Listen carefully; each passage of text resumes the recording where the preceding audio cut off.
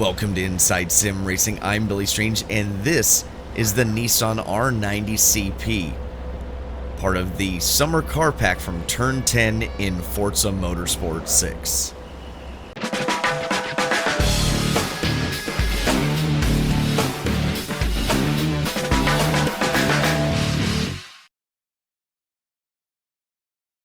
Alright, 5 laps around Silverstone in the R90CP. Just gonna spin the tires. You really can't avoid it off the start. You're gonna lose some spots. Hopefully you don't get hit.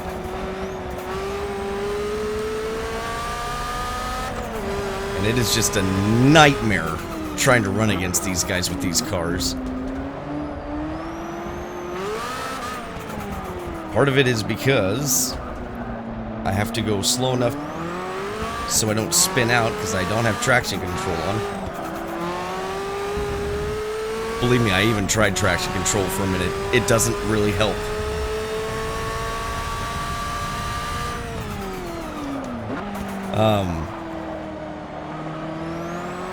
So you've got to wait for your tires to warm up, and it's like they don't really have to.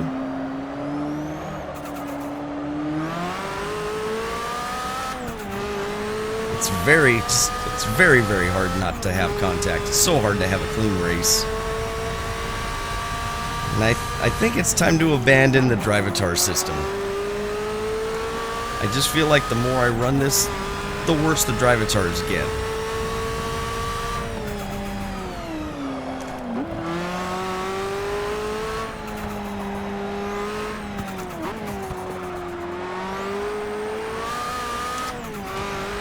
I just think it's a snowball effect once there is that a Drivatar is being erratic, and I have the aggression limiter on. But I just think that when the Drivatar is erratic and then causing accidents and crashing and you react to that, if you can't get a clean race in with at least one clean lap, or a race with one clean lap,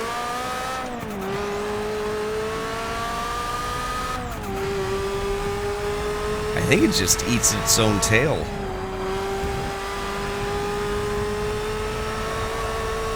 Because I've got to react to a bad Drivatar, you know, either hitting me or swinging wide, and then I have to take an evasive line. And I think that all just adds together. So then my Drivatar goes into somebody else's race and kind of does some weird stuff because that's what I had to do to avoid everything in the race. And then they got to avoid, or they have contact, and they have odd, weird lines, and then it comes back into mine, and I just think it continues to go back and forth because I forget to shift.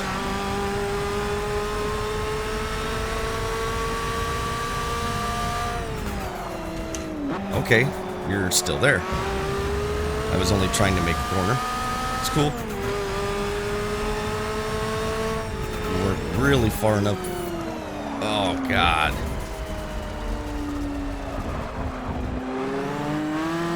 Okay, regroup.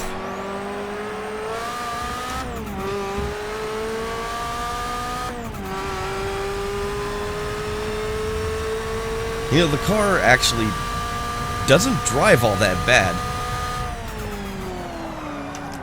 I think with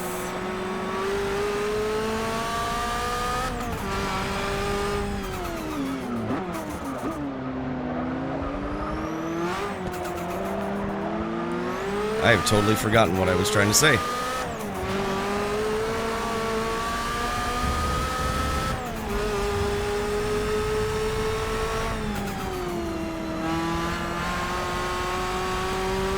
You know, I don't have to win. I don't even necessarily have to finish in the top half of the field. I just want a clean race, and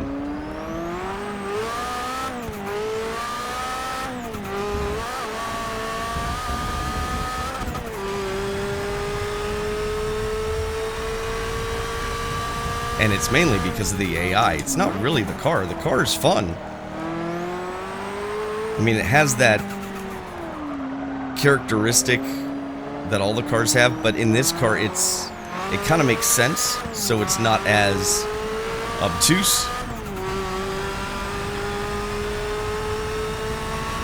It's just not complicated to drive.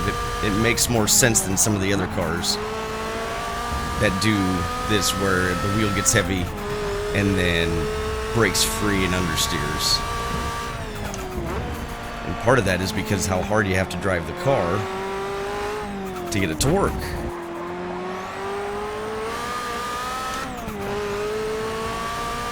But running it with the AI is very difficult.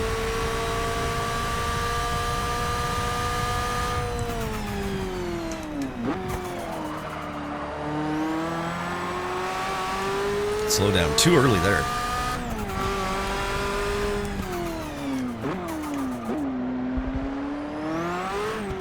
As I noted, there was this car is part of the summer car pack. Wow.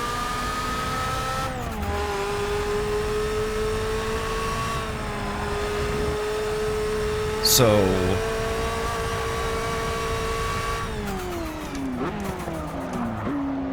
there is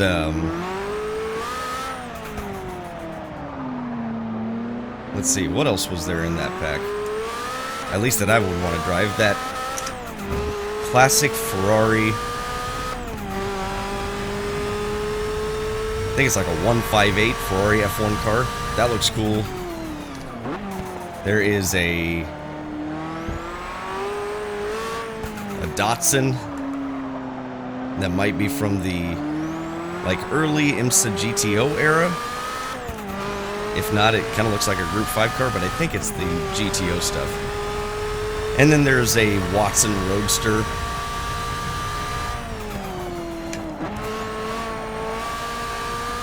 That used to run at Indianapolis. That looks cool as I over-rev again. I know people always ask, why do you over-rev? Why do you... It's really hard when you're talking and you got the headphone volume down and you're trying to watch a tack or a light at the same time and keep focus on the road. It's very easy to over-rev the car. It's a little easier not to mess up when you're not talking and your headphone volume isn't down, so you don't shout into the microphone. Don't want to get accused of being that guy from Top Gear. Oh, almost lost it.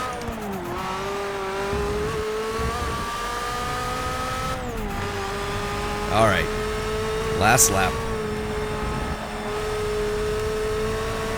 Ooh, we snuck by.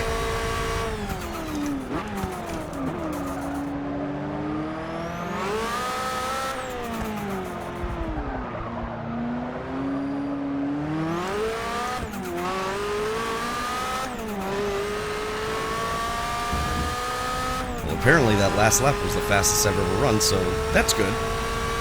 I'm making progress.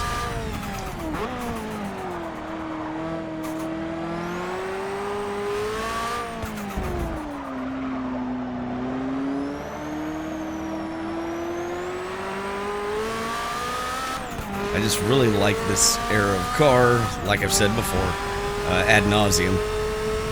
But the Nissan in particular, from the 89 to the 92, I always thought was a really cool set of prototype cars.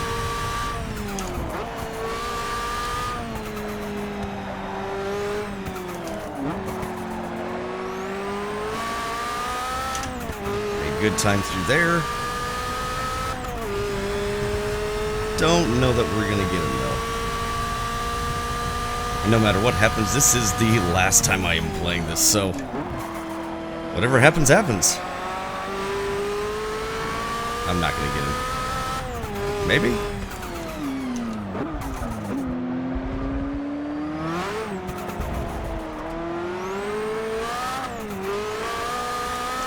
Nope. Close. And there we have it.